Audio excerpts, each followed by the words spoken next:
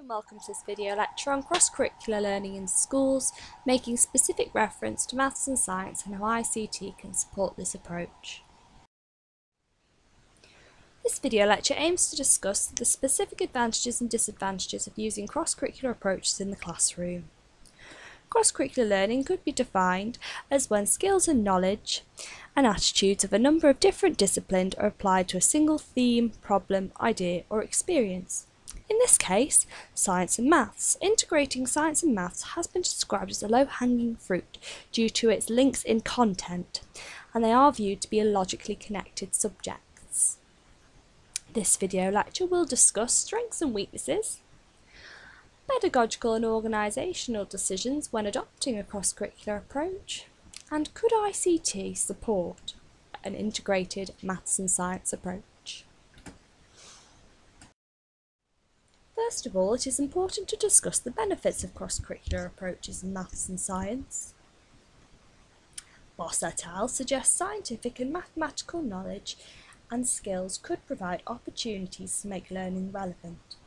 Their study revealed an integrated science and maths approach was found to be effective.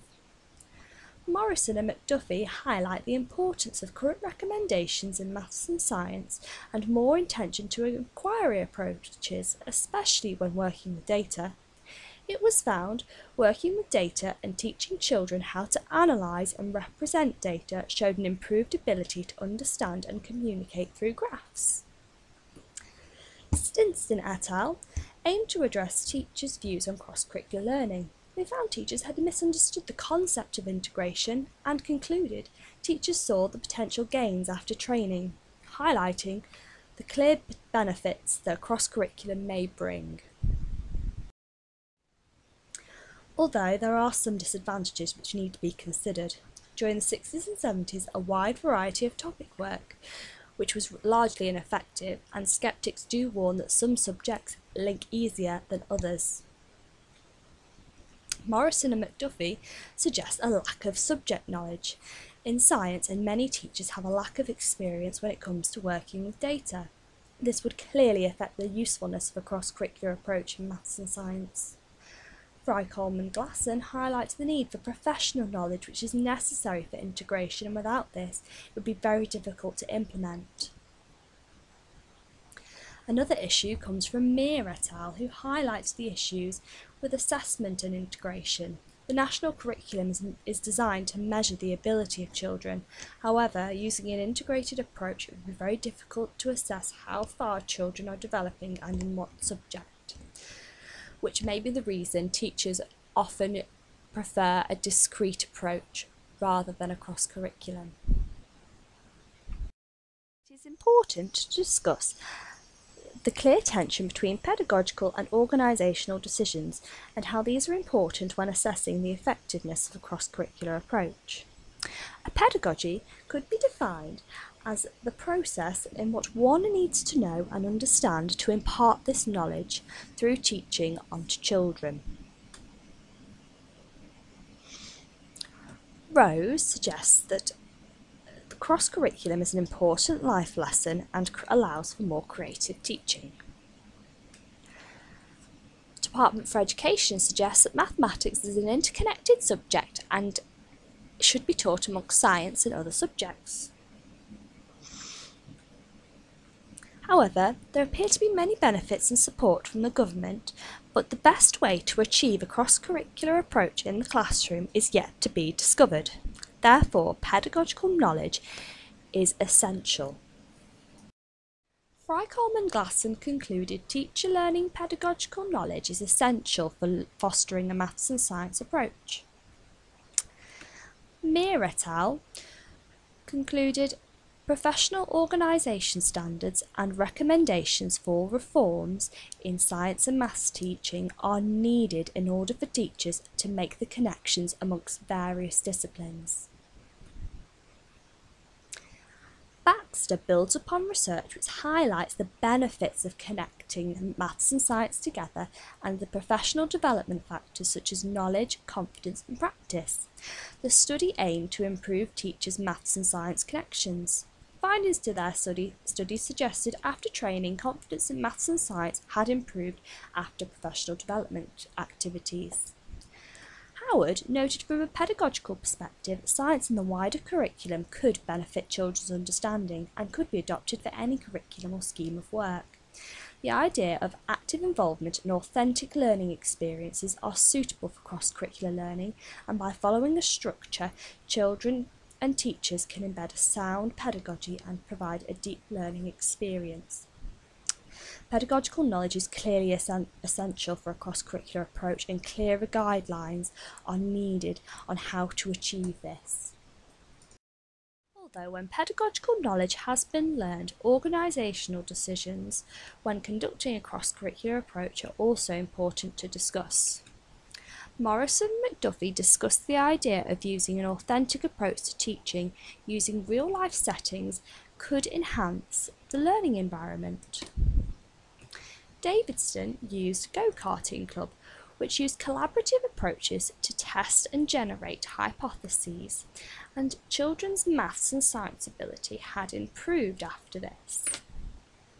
DeFries and Bentley conducted a high school investigation in maths and physics. Results found that this was a more embodied learning experience for pupils and found that gesture and touch were really important in science and maths. However, these studies were conducted on high school pupils and would need to be adapted to the primary school level. A real-life authentic approach to teaching and taking children outside of the classroom has potential benefits. However, pedagogically, as a teacher, you must consider your learning environment, resources and space available. Baxter didn't take children out of the classroom, but used algebra to introduce poor space. By connecting maths and science, the teacher was able to use maths to improve understanding of a scientific idea. An experiment I used by asking children to investigate how fast different sugars dissolved for a sugar company. Children dissolved sugar and recorded results and worked collaboratively in mixed ability groups to find averages and present their findings at a mini board meeting. This took a real-life situation and allowed children to demonstrate their maths and science knowledge. ICT could also be used to enhance organisational decisions when using a cross-curricular approach. It could also be used as a medium to improve teaching. Briggs and Pritchard suggest ICT can have a positive impact upon concentration, self-confidence, independence and behaviour in pupils. Byrne and Sharp highlight the benefits of using ICT during cross-curricular maths and science lessons by recording measurements, manipulating variables and presenting and communicating findings in a variety of different ways. Working with ICT has the ability to help record and interpret results and evaluate scientific and mathematical knowledge which has been gained during an experiment. Williams and Eastingwood highlight the usefulness of data loggers. Data loggers allow you to record data. Howard suggests data loggers allow children to measure and analyse variables in experiments. They can also assist in recording results and presenting results, allowing children to develop a higher order thinking skill as they predict, interpret, discuss and hypothesise. An example experiment here would be how effective are sunglasses. You could use a variety of settings to test this, and then data can be displayed onto a graph for children to read and interpret results to determine which sunglasses are best. Using data loggers allow children to take accountability for their own results and provide real-life experiences for children. Without this tool, collection would be very time-consuming and not always a fair test. The correct use of ICT will undoubtedly provide additional learning experiences. However, the incorrect use of ICT could have a negative effect, and it is also important to recognise that you should never take experiences away which children would otherwise have. Overall evaluation of a cross-curricular approach in maths and science teaching, it seems to be an important approach which research and the government appear to be in support of. However, without clear training and guidelines of how it is to be done, it may be difficult to implement.